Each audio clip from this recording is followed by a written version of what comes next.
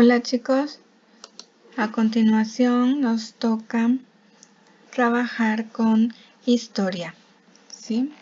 Es la asignatura que nos corresponde trabajar y seguiremos con el repaso sobre las diferentes culturas. El día de hoy nos corresponde, junto con la programación, hablar sobre el clásico temprano. Específicamente vamos a hablar sobre la cultura teotihuacana. Su etapa de mayor esplendor abarcó del año 300 al 600 de nuestra era y alcanzó una extensión aproximada de 20 kilómetros cuadrados y casi 150,000 habitantes. Era una ciudad que también albergaba personas provenientes desde Oaxaca, el Golfo y otros lugares.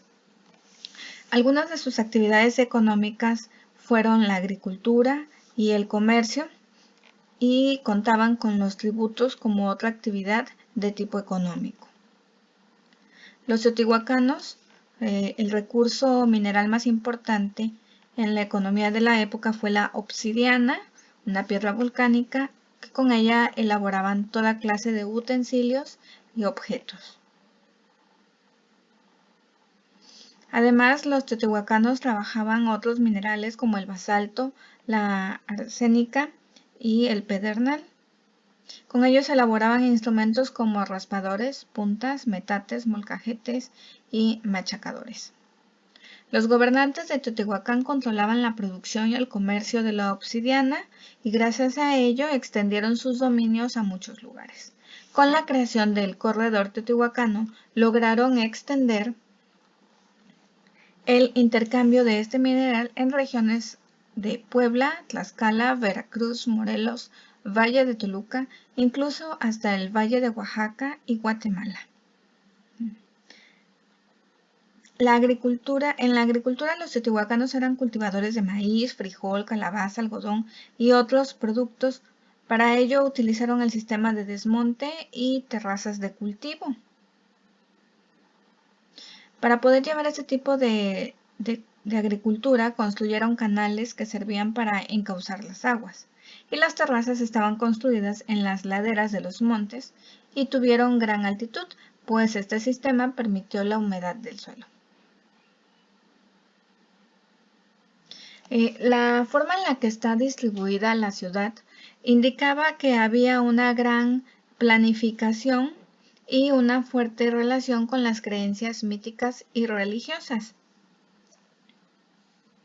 En Teotihuacán había una marca jerárquica social. La organización política de Teotihuacán fue de tipo teocrático. Los sacerdotes eran quienes dirigían el Estado. Fue una gran ciudad, de las más grandes del mundo, pre-industrial, con barrios multiétnicos en el anillo central.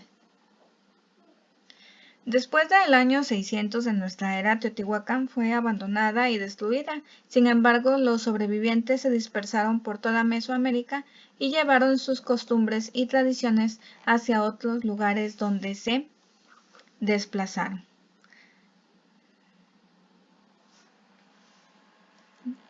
Aquí les dejo un esquema donde habla acerca de su escultura, su arquitectura, los elementos naturales que consideraban, sobre cómo es que se ha convertido en un centro ceremonial donde se concentró la riqueza. Eran politeístas, el lugar donde se dice que Teotihuacán era el lugar donde los hombres se convertían en dioses, y se localiza en la zona norte del Valle de México, ¿sí? Además, vamos a hablar, además del clásico temprano, otra de las grandes culturas es la cultura zapoteca, donde básicamente vamos a hablar de Monte Albán, en cuyo centro ceremonial que se distingue es la ciudad de Monte Albán. Cabe señalar que Monte Albán suele dividirse en dos grandes fases. La primera de ellas, conocida como Monte Albán 3A, que es del 250 al 600 de nuestra era, y la fase Monte Albán 3B, del 600 al 800 de nuestra era. Esta cultura abarcó diversas etapas, pero su máximo esplendor comprendió los años del 200 al 750 de nuestra era. Dentro de las actividades económicas más sobresalientes se encontraba la agricultura, que se destacó por la construcción de terrazas y sistema de riego a través de canales, lo cual les permitió un amplio desarrollo. Monte Albán se distingue por su traza urbana. Llegó a albergar alrededor de 35,000 habitantes. ¿Sí? En su arquitectura, Monte Albán destaca por tener grandes pirámides, escalinatas y alfardas. Los muros eran en talud y tablero en forma de escapularios. Su conjunto arquitectónico se extendía en superficies de hasta 300 metros. La ciudad de Monte Albán fue construida en un cerro a unos 400 metros de altura sobre el valle que la rodea. Esta posición le permitía tener una vista estratégica y mayor capacidad de defensa. Su desarrollo como ciudad fue resultado de conquistas militares sobre los demás pueblos del valle, lo cual le garantizó tributos y mano de obra para construir su núcleo político y religioso. Dentro de los monumentos más sorprendentes de Monte Albán se encuentran 300 estelas con representaciones de personajes contorsionados que parecen bailar, los danzantes, ¿no? Los danzantes se considera que tales personajes eran prisioneros de guerra, desnudos que estaban siendo torturados o sacrificados.